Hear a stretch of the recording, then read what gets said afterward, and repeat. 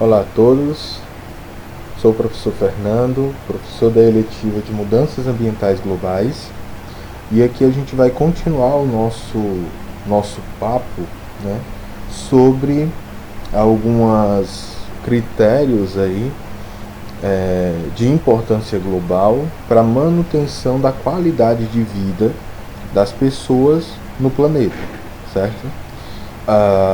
Nesse quesito, nós vamos começar aqui a falar, a conversar sobre as causas e as consequências, né, mas também as mitigações do aquecimento global.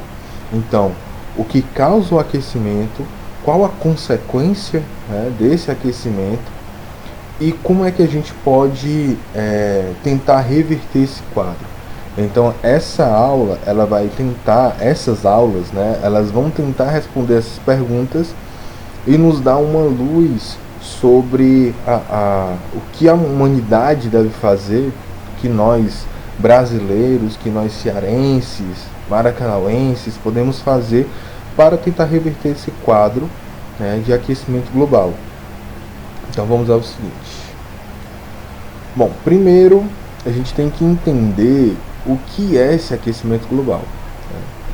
Então, o aquecimento global ele é um processo, né, que ele está atrelado à mudança de temperatura média global, certo? E aí a gente vai fazer uma medição, para a gente ter essa média global, a gente vai fazer uma medição da temperatura atmosférica e da temperatura oceânica. Já a gente vai falar um pouquinho mais sobre principalmente os oceanos. Se a gente for parar para pensar um pouco, lá nas aulas de geografia, lá no fundamental, a gente aprende a influência, né, das correntes marítimas, do fluxo de água, né, da oceânica, influenciando diretamente ao aspecto climatológico, certo? Então, aqui a gente tem um ponto bem interessante, mas a gente vai falar um pouco melhor dele a seguir. Vamos lá. Bom, o acúmulo de altas concentrações de gases, certo? De substâncias gasosas que podem causar o efeito estufa, elas estão sendo produzidas em grande quantidade. E o que é que qual é a função delas, né? O que é que está acontecendo com elas? Elas estão bloqueando o calor emitido pelo Sol, prendendo ele na nossa atmosfera, fazendo como se fosse uma redoma, tá? E com isso a gente vai ter um aumento da temperatura média do planeta. Bom, e aí pode fazer esse questionamento, né, do seguinte, em que se o mundo está ficando mais quente, né, esse processo do mundo está ficando mais quente, ele é um processo natural da Terra ou a causa dele é a ação humana em si? E aqui a gente pode refletir um pouquinho, né? Bom, a Terra, ela realmente está ficando mais quente, mas isso é natural ou isso é o que eu vou chamar de causa antrópica, né? Quem está causando isso é o ser humano. E aí, pessoal, para tentar responder essa pergunta, a gente tem que vir para essa imagem aqui, que é bem interessante, na verdade, onde a gente vai ter a nossa fonte principal de calor, o Sol. Então ele vai estar irradiando energia, né? E essa energia, ela vem diretamente para a Terra, como vem para outros planetas, e a galáxia fora. Mas o interessante aqui é que essa energia, ela passa, né, boa parte dela passa por essa camada de ozônio e atinge aqui o nosso planeta. E protegendo o nosso planeta da ação direta dessa energia, que é uma radiação, né, ela irradia.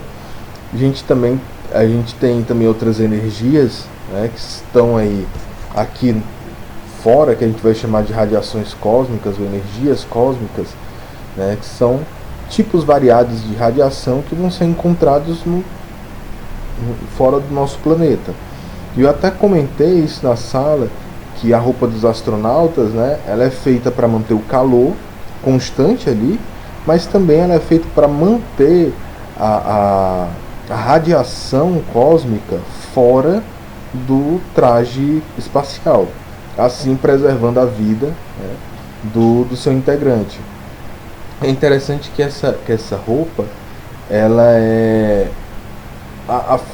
a única forma de sobrevivência ali, né, do astronauta, além de manter ele aquecido, senão ele seria congelado instantaneamente pelas baixas temperaturas, como ele sofreria queimaduras, né, e morte instantânea pela quantidade de radiação que a gente vai ter fora da atmosfera. Então essa atmosfera, essa parte gasosa, que a gente vai ter água, entre outros elementos, CO2, nitrogênio, né, quase 75% dessa camada é feita de nitrogênio. Então essa camada ela vai ter essa função primordial de defender, né, de proteger o planeta dessas radiações diretas. E aí a gente só absorve pouca parte uma menor quantidade dessa radiação. E aqui uma visão mais aproximada de como é que funciona esse processo. Então a gente vai ter aqui aquela radiação solar, está aqui em amarelo, né? Então a radiação solar, ela vem 100% dela, tá? Vamos prestar atenção só nesses raios amarelos aqui, por enquanto. Então eles vêm 100%, e aí ao encostar aqui na minha camada de ozônio, o que é que acontece? 25% dela é refletida diretamente, então ela bate e reflete de volta, né, para o espaço. Isso faz com que fora do planeta Terra, né, esse nosso planeta ele seja visível, porque as coisas só são visíveis se a gente tiver uma fonte luminosa irradiando sobre ela. Mas não vamos entrar nesse conceito mais da física não, porque a gente tem muita coisa para falar aqui. Mas a base é essa, tá, pessoal? Então, 25% desse 100% é refletido diretamente. Os outros 25% são absorvidos aqui. Como eu disse, tem água, tem CO2. Então, essas moléculas que compõem aqui nossa camada de ozônio, ela acaba absorvendo dessa quantidade de energia, 25%. E aí a gente vai ter a energia que atravessa 25, 25, 50, atravessou quanto? Mais 50% da energia total que está sendo irradiada para a Terra. Então esses 45% eles são absorvidos pela crosta terrestre. Olha só. Então eles vão ser absorvidos aqui, mas ainda falta 5%. Que esse 5% ele é refletido. E o que acontece? Quando ele é refletido, ele fica batendo, né? Fica quicando, que não é uma bolinha, né? Então ele vai ficar entre a crosta terrestre, entre a atmosfera, entre a crosta terrestre. Lógico que nesse movimento de zigue-zague que ele vai fazendo dentro aqui da minha atmosfera, ele vai perdendo o seu potencial calorífico, tá? Lembrando que essa radiação ela tem um potencial calorífico, tá? Então ela é energia calor. Então essa energia ela vai ficar, né, batendo e refletindo. A esses 5% que fica refletindo aqui dentro da camada de ozônio é o que eu vou chamar de efeito estufa, certo? Então todo esse processo aqui, né, aqui eu tenho 5% do efeito estufa causado pela radiação solar. Além disso, nós vamos ter uma energia que irradia da própria Terra, tá? Que aí a gente vai ter aproximadamente um valor de 104%, que ele pega esse valor absorvido pela crosta terrestre, da radiação solar, e ele emite essa energia de forma ondas de calor para aqui para o meu efeito estufa. E aí a gente vai ter uma junção desse calor da Terra com o calor absorvido aqui pelo efeito estufa. A gente vai ter a eliminação dele como infravermelho, né? 70% dele vai ser perdido aí para o espaço via